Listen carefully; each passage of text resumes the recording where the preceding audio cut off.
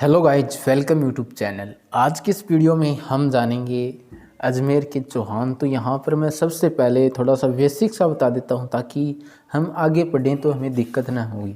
ठीक है, तो यहाँ से क्वेश्चन पूछे तो नहीं जाते हैं, फिर भी पूछ लिए जाए।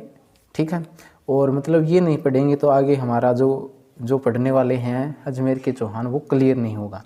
तो यहाँ पर देखिए, सबसे पहले यहाँ पर मैंने लिख रखा है अजमेर के चौहान नहीं लिखा है, यहाँ पर चौहान लिखा है। ठीक है, तो चौहान गुज्जर प्रतिहारों के सामंत थे। ठीक है, गुज्जर प्रतिहारों के सामंत थे कौन? चौहान। आदि पुरुष थे वायुदेव, नहीं वासुदेव, सॉरी वासुदेव। आदि पुरुष थे वासुदेव। और उसके बाद स्थान है सपादलक्ष सांबर। ठीक है, जिसकी राजधानी अचतरपुर थी, अभिनागौर थी। ठीक है, और अर्थ सवादलक्ष का अर्थ होता है, सपादलक्ष का अर्थ यहाँ पर है 1.25 लाख गांवों का समूह। ठीक है, 1.25 लाख गांवों का समूह। उसके बाद देखिए समय 500 से 51 ईस्वी के आसपास लगभग। ठीक है, सांबर झील कहाँ जाता है? निर्माण वासुदेव ने कराया था। मतलब कहा जाता है निर्माण वासुदेव ने कराया था। एक प्राकृतिक झील है। क्या कहा? मतलब ये कहा जाता है कि वासुदेव ने इसका निर्माण कराया था। किसका? सांबर झील का। लेकिन ये प्राकृतिक झील है। उसके बाद आगे देखिए, जयानक जिसने पृथ्वीराज विजय लिखी थी, उन्होंने चौहान के लिए एक शब्द प्रयोग किया, चाहामान। ठीक है, जयानक ने एक शब्द प्रयोग किया था चौहान के लिए, चाहामान। तो चाहामान का अर्थ हो गया चाप हरी मान नए। ठीक है, नए। तो यहाँ पर चाप से हो जाएगा धनुर्विद्या में अच्छे थे चौहान। ठीक है, धनुर्विद्या में अच्छे थे। और हरि से हो जाएगा भागवत धर्म के मानने वाले। ठीक है, उसके बाद मान, जो मतलब अतिथि का मान करने वाले थे चौहान। मान से हो जाएगा अतिथि का मान करने वाले थे। नए से हो जाए नीति के पालक। तो जो चौहान थे नीति के पालक थे। तो यहाँ से ये किसने कहा? जयानक ने कहा। ठीक है, चाहमान। चाहमान का अर्थ हो जाएगा यहाँ पर चाप हरि मान नए। ठीक है, तो धनुर्विद्या में अच्छे थे, भागवत धर्म को मानने वाले थे, अतिथियों का मान करने वाले थे और नीति के पालक थे। ठीक है, और इस प्रकार से आगे देखो ये शाखाएं यहाँ पर हैं, समरी वासुदेव चौहान। ठीक है, तो यहाँ पर देखिए, थोड़ा सा कैमरा सेट कर देता हूँ मैं। तो ठीक है, सामरी के चौहान वासुदेव। तो यहाँ पर देखिए, यहाँ पर जालोर का संस्थापक था कीर्तिपाल। ठीक है, सिरोही के था लुम्बा चौहान, बूंदी का देवा और रणथंभौर का यहाँ पर गोविंद राज।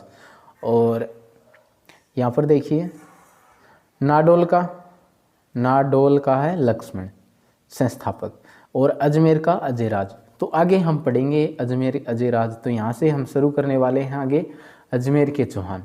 तो आगे हम अगले पेज पर चलते हैं और आगे हम विस्तार से आगे पढ़ेंगे। तो देखिए अब,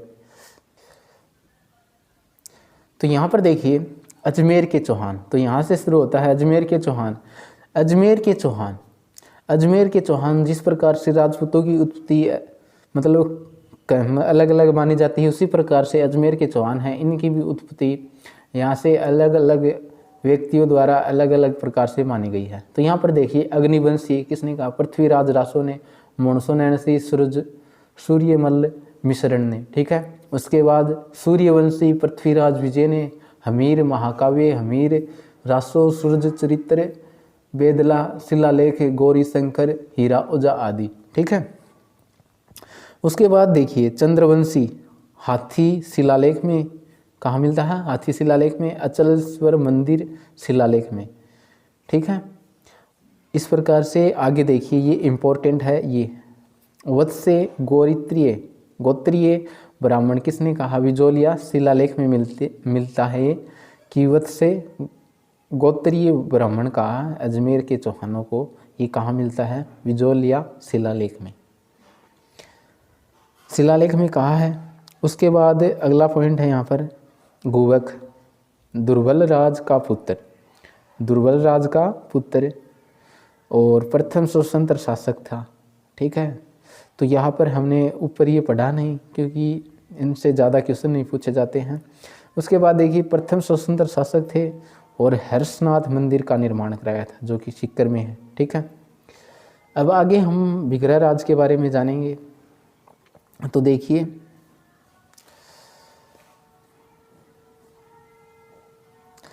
आगे देखिए, विग्रहराज में अनहिलपाल्टन के मूलराज फेस्ट को पराजित किया। किसने? विग्रहराज सेकंड ने। ठीक है,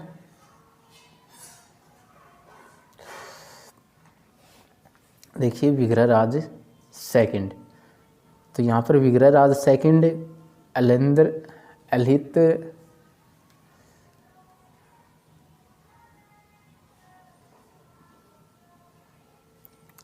तो देखिए यहाँ पर एक बार दोबारा से देखिए, यहाँ पर कैमरा सेट नहीं हो रहा था, हिल रहा था ये। ठीक है, तो यहाँ पर इसे सेट करने में लग गया था।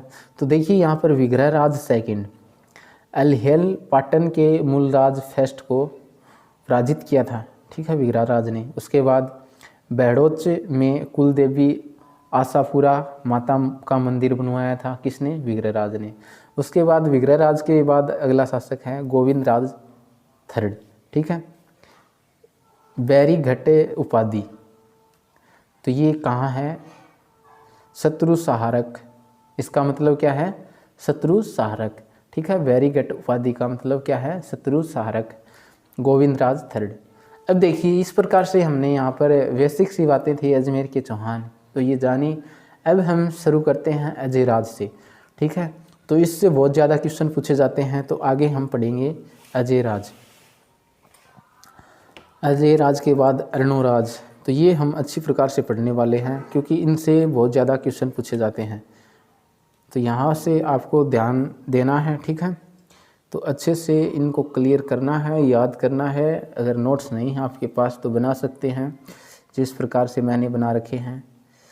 तो अभी थोड़ा सा ये मोबाइल सेट नहीं हो रहा है।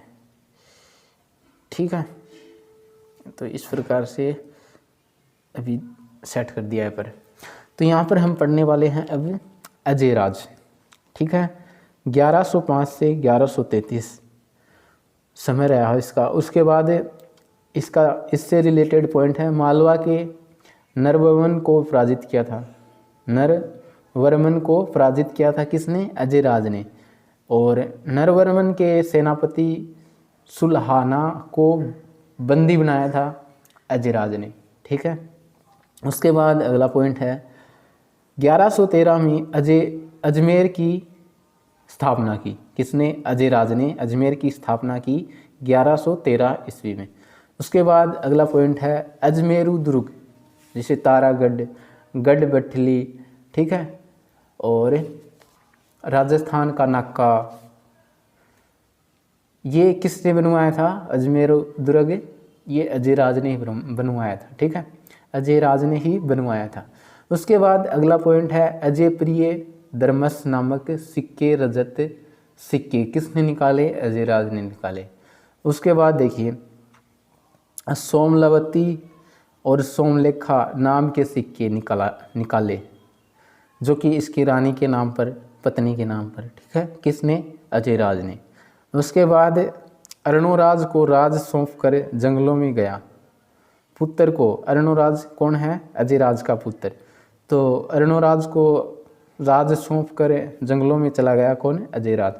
ठीक है, उसके बाद यहाँ पर हम पढ़ेंगे इसके पुत्र के बारे में, अर्णोराज के बारे में। तो यहाँ पर देखिए, अब हम पढ़ेंगे अर्णोराज। तो यहाँ पर देखिए, जो मैंने नोट्स में लिख रखा है उसी प्रकार से यहाँ पर मैं आपको बताने वाला हूँ, तो देखते जाएं। महाराजा धीराज परमेश्वर की उपाधि अर्णोराज ने। ठीक है, ये कहाँ पर लिखा है? सिवासा शिलालेख में लिखा है। ठीक है, ये जानकारी कहाँ से मिलती है? सिवासा शिलालेख, रेवासा शिलालेख में ये जानकारी मिलती है। ठीक है, उसके बाद अगला पॉइंट है यहाँ पर, मालवा के शासक यशोवर्मन को पराजित किया। किसने? अर्णोराज ने। चालुक्य जयसिंह सिद्धराज को पराजित किया। ठीक है, और उसकी पुत्री, जयसिंह की पुत्री कंचन देवी का विवाह अर्णोराज ने कर लिया। ठीक है, और इससे रिलेटेड एक पॉइंट और है, चालुक्य कुंवरपाल जो कि जयसिंह का पुत्र था, ठीक है। तो उन्होंने क्या किया, अर्णोराज को पराजित किया कुंवरपाल ने, जो कि कांचन देवी का भाई था, जो कि अर्णोराज का साला था, ठीक है। तो इसको पराजित किया अपने साले को।